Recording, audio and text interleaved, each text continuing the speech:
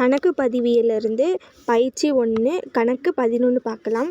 பின்வரும் விவரங்களிலிருந்து அவ்வாண்டில் மேற்கண்ட மொத்த விற்பனையை கணக்கிடவும் கொடுத்துருக்காங்க.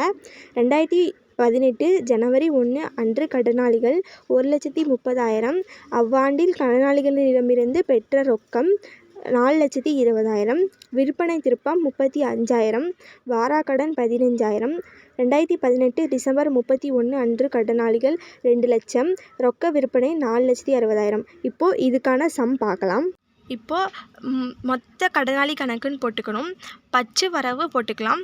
விவரம் ரூபாய்ன்னு போட்டுக்கணும். இருப்பு கீழ் கொண்டு வரப்பட்டது அவங்களே கொடுத்துருவாங்க அமௌண்ட்டு. இருப்பு கீழ் கொண்டு வரப்பட்டது 1,30,000. கடனாளிகளிடமிருந்து பெற்ற ரொக்கம்னு கொடுத்துருப்பாங்க. அது ரொக்க கணக்கு நம்ம எழுதிக்கலாம். 4,20,000.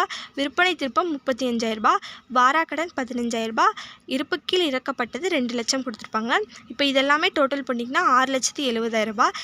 இந்த சைடு தான் டோட்டல் அமௌண்ட் ஜாஸ்தியாக இருக்குது. அப்போ இந்த சைடு 2 பக்கமே போட்டுக்கலாம். 6,70,000 போட்டுக்கலாம்.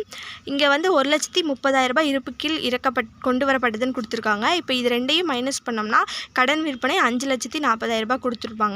இப்போ கடன் விற்பனை நம்ம கண்டுபிடிச்சிட்டோம். இப்போ சம்மில் என்ன கேட்குறாங்கன்னா மொத்த விற்பனை கேட்குறாங்க. மொத்த விற்பனையை நம்ம கண்டுபிடிக்க போகிறோம்.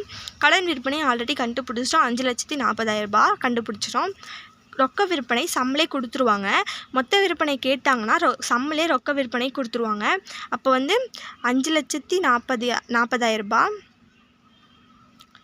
ப்ளஸ் 4,60,000.